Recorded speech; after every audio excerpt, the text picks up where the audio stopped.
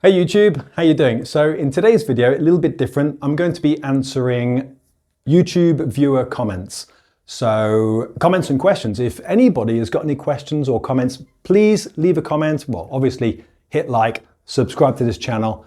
And if you've got a question for me, I'm totally open. I will answer any question about anything, professional, personal, preferably English, but honestly, I'll answer anything. So please ask any questions that you have related to the frustrations that you're having, the difficulties that you're having learning English, and I'll be more than happy to record a video answering those doubts, questions, comments that you have. Please feel free to leave anything and ask me anything at all. I'm totally open. Okay, so we're going to be going through a number of questions and I'll be answering them the best I can. So the first question is from WhatGM1XM. Hello man, I have a question. Whenever I talk to somebody, I get stuck and I start thinking in my head, how can I improve my speaking? So we've got a couple of problems here. The first problem is, well, in fact, we've got three problems. When you're speaking, you get stuck. The second problem is you start thinking in your head. And the third problem is, how can I improve my speaking? Well, really, that's a question. So you've got the concept of getting stuck when you're speaking and you start thinking in your head. Now, I'm not sure exactly what this person is like. I mean, personality and character plays an important role in this. I am pretty shy and introverted. I know that I often don't appear that way, but I'm very, very shy and introverted. When I was a child, I was extremely shy. My mother was very worried about me. And I often did this. I often got stuck in social situations. I would be speaking and then I would start thinking in my head. Now this, as a native speaker, a native English speaker in England, thinking in English, the panic of that social situation made me get stuck. I would be worried about what I'm saying, thinking I look or sound stupid, wondering what to say next. And all of these things together made me get stuck and I couldn't talk. So I'm not sure if the person is referring to this. If they are, it's just a matter of recognizing this part of your personality. There's nothing wrong with being shy or introverted or uncomfortable in social situations, and particularly when it's not your mother tongue, when you're speaking in another language, it's very normal to think, oh my God, are they thinking that my accent sounds stupid? Which, first of all, nobody ever thinks that. Native speakers really don't care about other accents at all. In fact, foreign accents sound nice. So if you have this worry about, do you sound stupid with the accent that you have when you're speaking in English? Just don't think that, because honestly, pretty much all languages and foreign accents sound nice when spoken in English. So never worry about that.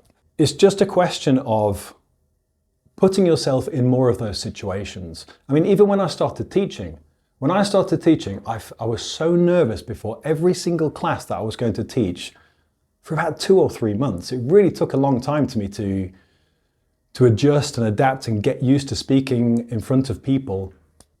It was just very difficult because I'm shy and introverted. But the more you expose yourself to these situations, the less your brain will make you panic.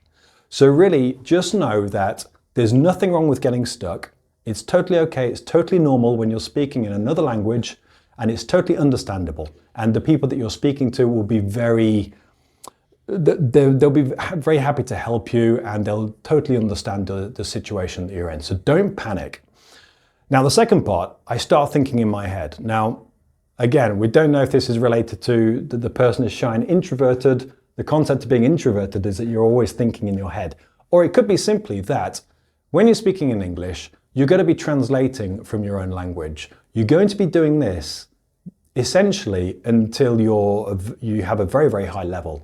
At least C1, but typically C2, or when you're at the point where you're thinking in English. And most people never get to that level, and you don't need to. You're always going to be translating from your mother tongue into English as you speak. What's the difference? The difference is the more you do that, the quicker you'll get at doing it. And this is why fluency practice and speaking practice in general is so very important. The more you practice fluency, the faster that translation process will be. And it gets so fast that you almost don't even realize that you're translating. It becomes much more subconscious. The translation is still there, but it's much more subconscious. So really that's the most important thing. Don't worry if you're getting stuck. It's totally normal. Put yourself in those situations, in those uncomfortable social situations more often, because that will really help you. And the more you do that, the less panic you'll feel, the less you will get stuck, and the more the conversation will flow. Don't worry about thinking in your head, particularly translating in your head. You're always going to be doing that. And just keep practicing speaking and practicing fluency. That's the key to all of this. Right, next question. This is from MindPower2824. My problem is memory retention. There are many words and expressions I know and understand when someone uses them with me, but when I start speaking, I keep on using the same words all the time. Now, MindPower also actually added a comment to, or a reply to his own comment, which is, oh, but this happens to me even in my native language. So it must be something cognitive, I guess. Well, yes, I mean, you're only going to use the vocabulary that typically you use in your own language. So memory retention, a lot of people do worry about their memory when learning English and panic about forgetting the words and expressions that they've learned. Now, you've got this concept. Let's just go back to how vocabulary works. You've got a concept of working vocabulary. Now, working vocabulary is essentially the total number of words and expressions that you use most frequently. They're basically part of your everyday vocabulary range, and they're the words and expressions and idioms that you're going to be using basically all of the time. Now, your total range of vocabulary will be more than that. What does that mean? It means you will understand many more words, expressions, and idioms, but you probably don't use them yourself. Now, with your total range of vocabulary, you don't need to worry about that too much. Really, what you need to focus on is your working vocabulary, which is what's going to constitute the majority of what you say. Now, you can use this in your native language as well. So consider your mother tongue. Your working vocabulary tends to only be a few thousand words, but your total vocabulary range tends to be about 10 to 15,000 words. What does that mean? Most people don't use the majority of the vocabulary that is in their head. So you don't need to worry too much about the vocabulary that you're not using. You need to focus on having the vocabulary that you do know and you like to use most frequently, which is your working vocabulary. You want that perfect and you want to memorize that very, very well. But don't obsess about memorizing in order to use a particular expression that you're never going to use anyway. I mean, with expressions, idioms, proverbs particularly, there are thousands of proverbs, just proverbs, in basically any language, but each person will only use an average of about 20 or 30 proverbs. Which proverbs are they? They're the proverbs that they feel best reflect the way that they like to communicate and express themselves. So when looking at proverbs, don't get a proverb book with 2,000 English proverbs in it, because you'll spend years memorizing them, but you'll never end up using them. So it's just a complete waste of time. What you need to do, and this is a really good exercise, listen to yourself speaking in your own language for the next week or two and write down any proverb, expression, idiom that you use in your own language. Find the translation for those in English and then practice and learn those and incorporate them into your working vocabulary. That is the best way to increase your working vocabulary, which is the most important because that's going to constitute 95% of what you use on a daily basis in English. So don't worry about the words and expressions that you're forgetting that you don't use, because you're not going to use them anyway. Now, if you do have an absolutely terrible memory and you find that there are words and expressions that you want to use, but you have a difficult time remembering them and memorizing them, really you just need to find the correct way that your brain actually memorizes, because each memory and each person is slightly different. Everybody, just like a personality, has a unique way of memorizing things the best way. So for me, for example, I really have to read things and I actually have to say them. If I don't say them, I just don't remember them. So I recognize that in myself and I just have to say them. Now, if I just practice writing the word or expression or listening to it, it doesn't actually help me use it. I have to say the word out loud or the expression out loud in order for it to be included in my working vocabulary. So it's a really interesting exercise to try and figure out how your memory actually works and then memorize new vocabulary in the way that your brain best memorizes vocabulary. If not, you're going to be not wasting time because you'll still remember things, but not as effectively. So that's the most important thing, to remember things effectively. Next question. This is from Stephanie CC4512. Adam, where in England are you from? I like your accent. Well, I'm from a place called Nottingham, which is, it's called the Midlands. It's in the Midlands. So Nottingham is where Robin Hood is from, which I'm sure you'll know about. He's very famous. He's my great-great-great-great-great-grandfather. No, I'm joking. Yeah, so it's in the middle of England, a little bit to the north. So in England, we have what's called the North-South divide. Lots of countries have some kind of division in culture and accents. And in England, it's a North-South divide. Now, Nottingham is one of the first cities to be considered kind of from the north. Strictly speaking, it's from a place in England called the Midlands, because it's in the middle of the land, so it's called the Midlands. But we kind of consider ourselves to be northern. So I have a typical Nottingham accent, and one of the most characteristic things about the accent from Nottingham is the way that we pronounce the U. So for example, in London, for example, in the south of England, they would say a cup of coffee. It feels very uncomfortable for me to say cup, because in Nottingham and anywhere north of Nottingham, we say cup. So it's much more of a stronger U sound, a cup of coffee, or a mug, or up instead of up. So these little things are what give us our accent. Other than that, I feel that it's a fairly standard accent, but of course that's where I'm from, so I'm going to say that. So I'm from Nottingham, England, and thank you for the compliment. Next one. Angel Hernandez. I understand you perfectly, but when I watch movies with a British accent, OMG, oh my God, I don't understand anything. So what is that? Well, what's the reason for that? It's pretty obvious. I don't know this person, obviously, but I already know that they watch, or the majority of the movies that this person watches are going to be in American English. That's just obvious. So you're always going to understand better the thing that you're most accustomed to. If you watch American movies, then the American accent is going to be easier for you to listen to and understand. But then if you suddenly listen to something with a British accent, for example, my British accent doesn't really exist. I know what he means. Accents from Britain. Then it's normal for you to not understand. Now, there's something also particular about accents in Britain, which is slightly different from the accents in America, for example.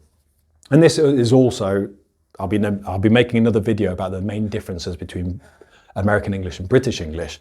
One of the important differences in terms of accents is that in America, they obviously have a wide variety of accents, but there tends to be one particular thing which is part of all of the accents in America. So they've got the American R. So in Britain, in general, typically we don't pronounce the R most of the time. We pronounce the R when it's the first letter of a word, like red or ready or ring, after a consonant, like prepare, or when there is a vowel. Well, this is not a hard rule, but it's a general rule when you have a vowel and then an R, and then the word continues, so one or two more syllables after that. But the most important thing is that we only pronounce it when it's at the beginning of a word or after a consonant. So for example, I said prepare. I didn't pronounce the last R, so there's A-R-E on the end of that word, but we don't pronounce that in the UK. We just say prepare. Now the American accent, any of the American accents, they will always pronounce the R. And this is one of the key things of the American accent, they always pronounce the R. So in American English, it will be prepare. And they've got that R sound. And in fact, this is, something which is, very characteristic of the American accent. It sounds like it's a nice accent. I'm not criticizing it, but people that are non-native English speakers, they kind of have that association with the American accent that it sounds like so they always pronounce the R. And then another thing is that the T, when it's in the middle of a word, tends to be pronounced like a D. So for example, where I'm from, I say better. Now you see, I pronounce the T, but the last R I don't pronounce. But in American English, that is pronounced better. So the T becomes like a D sound and the R is pronounced because they always pronounce the R. So why am I telling you this? Well, there are key things that are in the American accents. There are many of them, but they do tend to sound, they do have commonalities, many commonalities between them, like the R and the T pronunciation. Now, the accents in the UK, a Scottish accent, for example, compared to a Welsh accent or a London accent, they are just radically different accents, almost as if they're different countries. Now, of course, Scotland is another country, but just to say, they're all in very close proximity. The UK is a very small place, but the variety of accents and how different they are from each other is very, very surprising. So it's totally normal that you find it difficult, or that you may find it difficult to understand British accents or accents that are around the UK, but that's normal because of the huge variety of accents that we have in the UK, and that they're very different from the American accents in general. And most Hollywood movies, well, all Hollywood movies are from America, but most movies, or most famous movies, tend to come from America. So it's normal that you're more accustomed to that accent. So don't worry, practice makes perfect, as with everything. So just watch more series in English. Series are good as well because you're going to be watching multiple episodes of the same accents. That will give you time to adjust and adapt to those accents, which is a very good thing to do. With a movie, you've got, an average of 2 hours to get used to that accent. That's probably not enough time. So I definitely recommend series. There are many different British series on all the streaming channels. So I recommend you watch series because you've got many episodes to train your ear to detect those accents. So try that. Next question, what do we have? Okay, this is from Jennifer English. Every sentence, Adam, is punctuated with OK. There must have been more than 100 OKs. Perhaps you could reduce that number, ... OK, and then a laughing face. Now, this is obviously a criticism or a joke, but it's actually true. Now, I've started doing YouTube again after a good few years without uploading any videos. First of all, I apologize for that. This is going to be much more regular now. But it's true that the first few videos I uploaded, as I told you before, I'm shy and introverted, and I was not comfortable speaking in front of a camera. Now, I'm still not perfectly comfortable, but I'm a little better. So it's true that my first few videos, I said okay a lot. I was nervous, I was uncomfortable, I was doing something that I wasn't used to, that I'd never done, and I just said okay almost at the end of every sentence. I recommend you watch this video. It's in my channel. Have a look at it. It's one of the first few videos that I uploaded. It's one of the longer ones. Have a look at it, and if you want, if you're bored, you can try and count the number of times that I say okay. Now, there are two lessons with this. The first thing is, it doesn't matter what people say about you. It doesn't matter what people think of you. Just like you're learning English, it's very normal for you to not feel completely comfortable in social situations or giving a presentation or speaking in English in general. And it's okay to feel uncomfortable. It's okay to feel uncomfortable. The vast majority of people are going to be very understanding and very helpful. And occasionally you'll get people that will be a little bit critical, but that's okay. In fact, somebody replied to this saying, your comment was unnecessary, the video was engaging, which is what matters. Now, I actually replied to this lady and said, look, I'm really sorry. I know I'm learning to do this. I'm totally uncomfortable. And she was very nice about it. But I wanted to share this comment because it doesn't matter what people think of you. And it's okay to make mistakes. It's the only way to improve. So the only way that I could improve making videos, and as I said, I'm not great yet, but the idea is I will be much better, is to do the thing that makes you feel uncomfortable. And if that's speaking English, speak more English. So don't worry about what people say. The only way to get comfortable doing something uncomfortable is to do the thing which makes you feel uncomfortable.